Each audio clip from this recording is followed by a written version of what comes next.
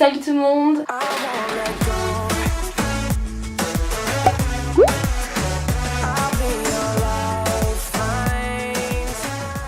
J'espère que vous avez le smile. Alors je sais pas si vous avez vu ma nouvelle intro, mais en tout cas j'espère qu'elle vous plaît. J'en ai refait une parce que la précédente me plaisait plus justement. Donc aujourd'hui je vous retrouve dans cette nouvelle vidéo pour parler un peu de mon changement alimentaire. Je sais pas trop comment appeler ça. J'ai fait certaines modifications dans mon alimentation et j'ai décidé de manger mieux et je vais vous expliquer un peu tout ça, donc un peu pourquoi, les résultats. Donc alors le premier point à savoir pourquoi j'ai décidé de changer mon alimentation. Donc de 1, en fait c'était pour le sport, parce que c'est pas en mangeant hyper mal que tu vas prendre du muscle, mais bon quand même pour prendre la masse musculaire il vaut mieux quand même manger des produits plutôt qui ont un taux de protéines assez élevé. Normalement pour une personne normale, enfin j'ai regardé ça un peu sur internet, et si vous faites pas de sport etc, vous devrez manger à peu près 0,8 g de protéines par kilo. Pour une personne qui veut prendre du muscle, ce qui est conseillé c'est plutôt 2 grammes par kilo. Après la deuxième raison c'est parce que je voulais maigrir, donc d'un côté je veux prendre la masse musculaire mais d'un autre côté je veux maigrir. Voilà,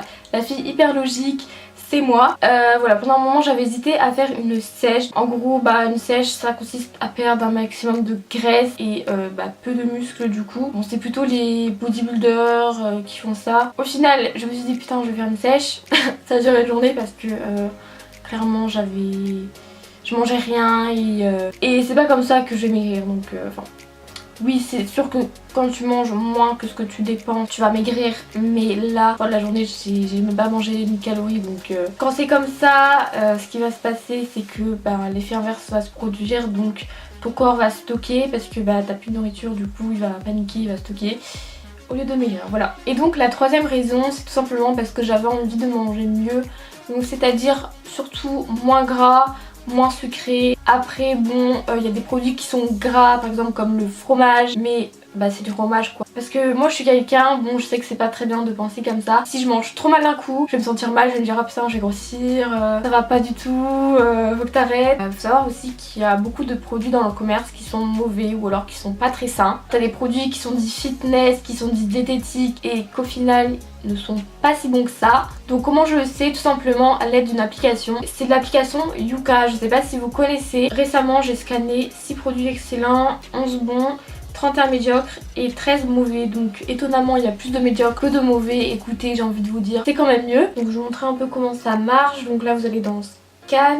Donc par exemple j'ai pris ce produit là, c'est des céréales bio, sablé, sésame et pavot. Bon, au début je trouvais que ça avait un peu le goût de graines, mais au final ça passe encore, c'est plutôt pas mal. Du coup voilà, hop, tu fais ça, voilà, excellente quantité de protéines, nanana. Donc en fait ils vous disent les qualités du produit et les défauts. Donc là le défaut c'est qu'il est un peu trop calorique, mais bon c'est rare qu'un produit soit parfait, j'ai envie de vous dire. Ensuite j'ai un autre produit dit diététique, donc il s'agit de ça, donc oula donc ce sont des fourrés au chocolat au lait.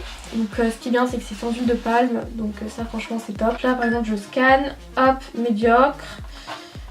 Bon c'est un 44 sur 100, donc ça passe encore. Graisse saturée, enfin donc c'est trop gras, un peu trop calorique et un peu trop sucré. Donc voilà, moi comme je vous l'ai dit, je fais surtout attention aux graisses saturées et au sucre, et j'essaie aussi de faire attention aux protéines. J'essaie de prendre les trucs les plus protéinés possible maintenant. Les produits c'est ces produits là, donc c'est encore un truc bio. Ça s'appelle, c'est des galettes en fait. Je sais pas trop c'est des galettes de quoi. Ça hop, ce produit là il est excellent, donc je t'ai choqué un peu. 100 sur 100, je crois que c'est le premier produit que je vois qui a 100 sur 100. Après c'est pas pour autant qu'il y a quand même des défauts, vous voyez c'est un peu trop calorique, mais ça j'ai envie de vous dire c'est pas trop grave encore.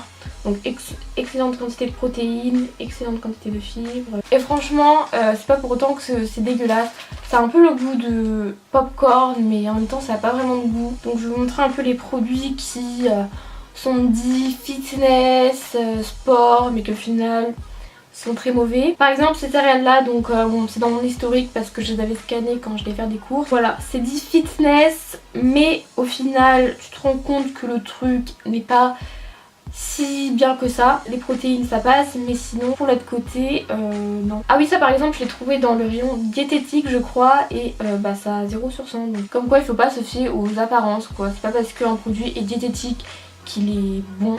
Bon en général oui quand même hein, mais des fois il y a quand même des exceptions. Est-ce que je me prive ou pas? Donc il y a peut-être des gens qui ont pensé que je me prive parce que je mange comme ça, donc bien sûr que non, je ne me prive pas. Ça m'arrive parfois de me faire plaisir, bon après faut pas non plus que ce soit tous les jours. Après honnêtement donc ouais je me prive pas, mais c'est pas parce que j'essaie de manger mieux etc que je vais me forcer à manger des trucs que j'aime pas. Par exemple les flocons d'avoine, c'est vrai que pour les régimes c'est conseillé, idem pour les muesli, mais franchement je trouve ça vraiment dégueulasse quand je mange ça, j'ai l'impression d'être une poule. Je sais pas, ça a le goût de graine clairement, je trouve ça dégueulasse. Aussi bon quand je dis excès, donc par exemple dans l'appli que je vous ai présenté, il y a des produits qui sont quand même dits mauvais, mais qui une fois de temps en temps on en consomme un peu parce que ça a un bon goût. Par exemple je sais pas, les Mikado, moi j'adore ça, je sais que c'est pas bon mais j'aime bien aussi, donc une fois de temps en temps ne fait pas de mal. Ça fait quand même je crois 1 ou 2 mois que j'en ai pas mangé, alors que pendant un moment j'en mangeais